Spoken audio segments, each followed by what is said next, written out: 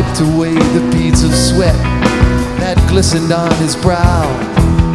His tired feet were buried in the quagmire, and his bloodshot eyes saw all that lay between him and fulfillment of his vow. And he felt his fingers wrap around a knotted root and pull his body upwards to a sea-green mossy boulder, and he dragged his weary shit ass up the mountain, and he climbed so slowly, climbed so slowly ahead.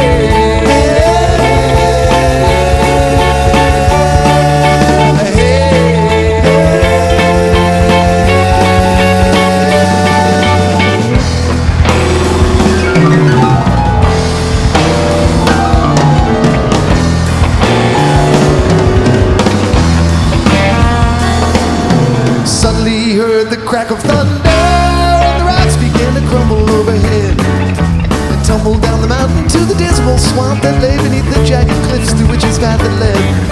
And the earth began to quake beneath his feet, and the mighty mountain shook before his eyes. And he stood amidst a sea of dust and rocks and stones cascading down the mountain, and 1,000 birds were headed for the sky. Oh, the sacred creed will be yours.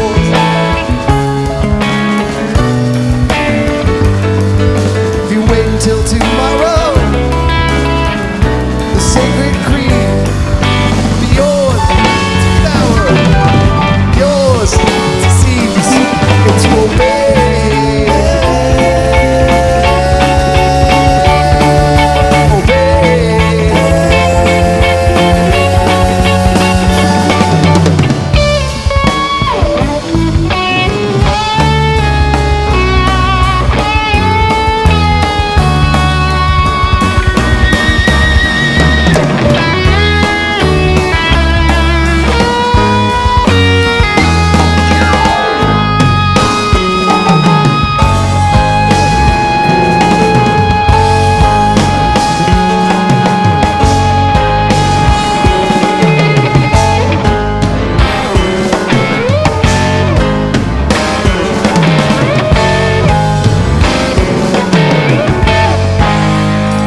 When the dust had cleared, the colonel lifted up his head and was driven to his knees by a blazing beam of light, and he saw the silhouette that stood before him, and he bowed in reverence, trembling in the shadow of the mighty legend's form.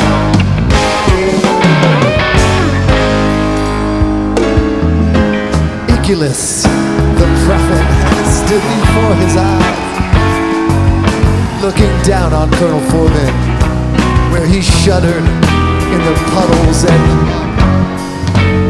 and he quietly addressed him, and he spoke so slowly, he spoke so slowly, he said,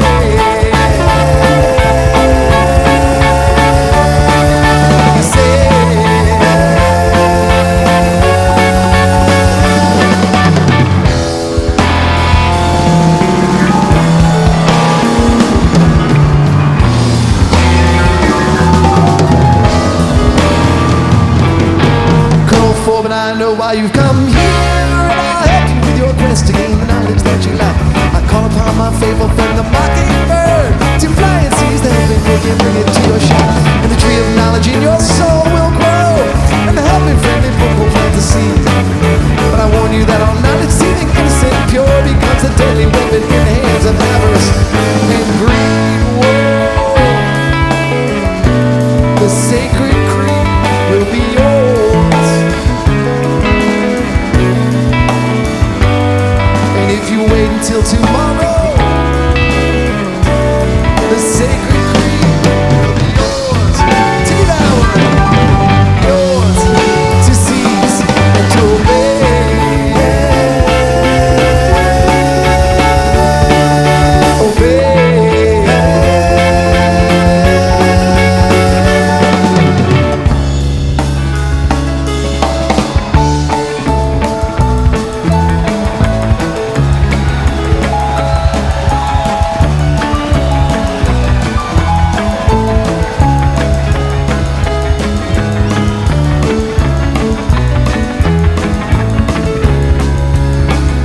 so strange to be singing this song right in this spot at this very time.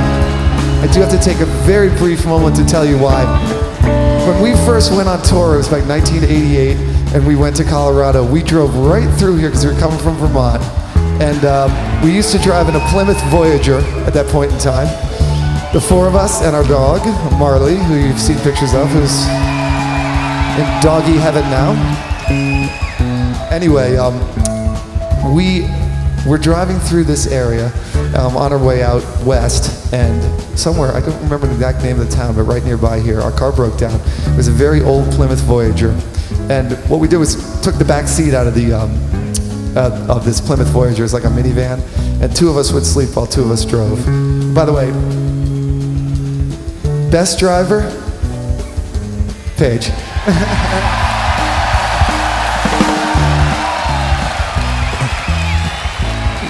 Long distance driver who could cover the most hours. I've seen this guy drain 2 tanks of gas. Fish.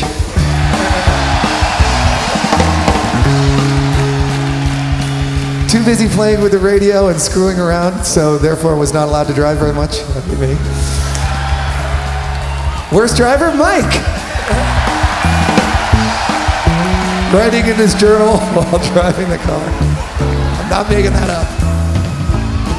Anyway, what happened was the car broke down, and it was kind of a rainy day, and so we had no choice but to try to go to some kind of garage or something, and there was nothing around, but we happened to be standing outside of this storage area. And we went in and we asked the manager if we'd mind if we could stick our car in one of the bays for a second. This is all completely true, and we'll explain a few things that happened at this very festival.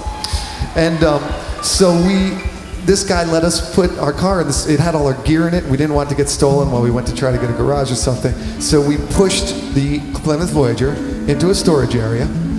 And when we got in there, the door shut behind us. And we were trapped inside of a self-storage unit. By the way, this is all completely true. This is fact. So we're in this storage area, and the only thing that we had to occupy ourselves for our time, we took out the instruments. We were trying to wait for somebody to come get us out of the storage area. So we would play. We started playing, and when we played, we realized that despite the discomfort of being trapped in a small, tin storage area, our minds would kind of wander, and we would drift off, and we would basically be able to free ourselves from the trap of this little metal box through music. So we played more and we played more, but whenever we stopped playing, we'd get back to the fact we didn't have any food, we didn't have any water, or waiting to escape. And what happened was the jams would get longer and weirder and weirder and weirder, and we started to have a problem connecting reality with these kind of mental freedom through music journeys that we were going on. And over time, the mental journeys with the music became a little bit more realistic, and then our awful experience inside of this metal box got worse and worse and worse, until we realized that we could control reality through music. So we started working on little, like melodic incantations, and we found one that used to be able to summon the rain. We realized that we could create rain. We drilled a little hole in the roof so the water would drip down, and this is all going on. Meantime, we're just waiting for somebody to get us out of this storage space.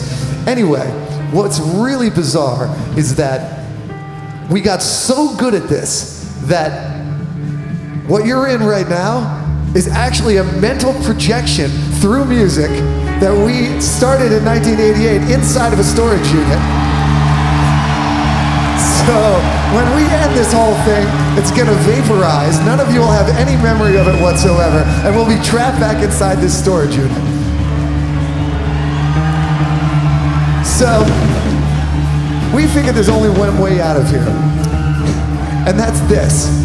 If you look what's gone on in the last 20 or 30 years, there's so much crappy merchandise being produced that you have to keep building more and more storage spaces, and they're covering the whole American landscape right now. So it's very perfect that this is happening on the 4th of July, Independence Day. We've discovered through graphs that Today is the day when the rate of product creation is going to surpass the rate at which more storage spaces to put this junk can be made.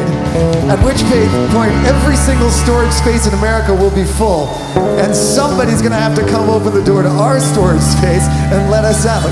And incredibly, the famous Mockingbird during all this time has gotten a new job,